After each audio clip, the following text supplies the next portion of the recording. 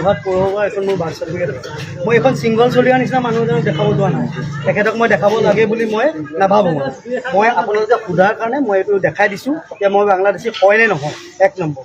আৰু কি ক'লে ঘৰৰ কথা হয়। আৰু আপোনাৰ আৰু কি আছে যে আপুনি যে বাংলাদেশী হয় নে নহয়? আপুনি মোৰ নিজৰ NRC আছে, মোৰ মাৰ চাৰ্টিফিকেট আছে, মোৰ আছে, মোৰ দেউতাৰ আছে, মোৰ চব আছে। তাত আৰু কি প্ৰমাণ লাগে? কেনেকুৱা প্ৰমাণ পত্ৰ দিলে? পাছপোৰ্ট আছে আপোনাৰ? মোৰ পাছপোৰ্টো আছে। এইখন মোৰ বাংলাদেশৰ পাছপোৰ্ট নহয়, এখন মোৰ ইণ্ডিয়ান পাছপোৰ্ট হয়। মোৰ ল'ৰা ৰাছিয়াত পঢ়িব গৈছে, মেডিকেল পঢ়িব গৈছে। সি বাংলাদেশৰ পৰা যোৱা নাই, বাংলাদেশৰ পাছপোৰ্ট বনাই যোৱা নাই, ইণ্ডিয়াৰ পাছপোৰ্ট বনাই গৈছে। গতিকে আৰু কওকচোন। হয়। আৰু আপোনাৰ যিটো ঘৰৰ যিটো কথা কৈছে, মাটি উচ্ছেদৰ কথা কৈছে, সেইটো কি? সেইটো কোৰ্টৰ আদেশো অমান্য হৈ আছে নেকি? চব সি কি কোৰ্টৰ আদেশ দেখাইছে মই নাজানো। যোৰহাট পৌৰসভাত 2018 চনত মোৰ যিটো মাটি আছে তাত টোটেল 6 বিঘা মাটি আছে। 6 বিঘা মাটিত মই 14 লোচাত বসবাস কৰি আছোঁ।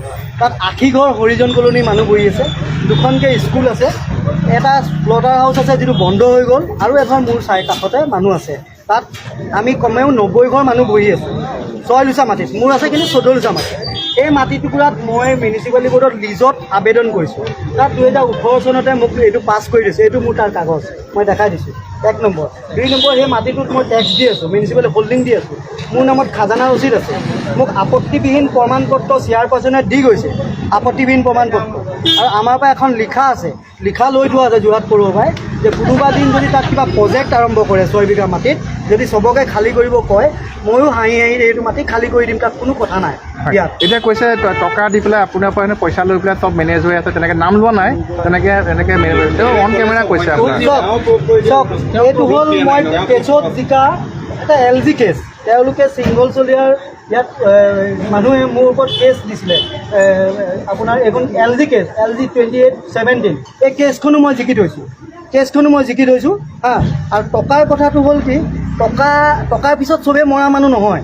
আৰু টকা দি যিটো ইলিগেল কামবোৰ কৰিব নোৱাৰে। আৰু চবেই জানে, আজি অসমৰ ৰাইজে চবেই জানে টকা লৈ কোনে কাম কৰি আছে। ইটা ভাটাত শ্ৰমিকবোৰক বন্ধ কৰি দিলে, মিয়া শ্ৰমিকক বন্ধ কৰি দিলে।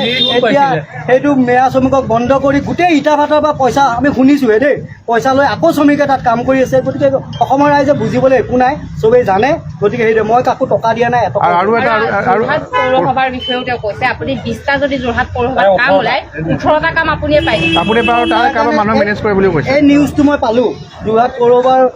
শুনক, তেখেতে যদি সঁচা কথা ক'লে হয় মই ভাল পালোঁ হয়। এই নিউজটো ওলোৱাৰ আগলৈকে মই তেখেতক অসমৰ জাতিৰ কাৰণে, আমাৰ যিটো জাতিৰ কাৰণে কৰি আছে, তেখেতক আমি ভাল পাইছিলোঁ। কিন্তু এইটো নিউজ ওলোৱাৰ পিছৰ পৰা তেওঁক সঁচাকৈ বেয়া পোৱা হ'লোঁ, আমাৰ ৰাইজেও বেয়া পোৱা হ'ল। কাৰণ আমাৰ এইটো ঢাকাইপতি নহয়, আমাৰ এইটো কবস্থান ৰোড।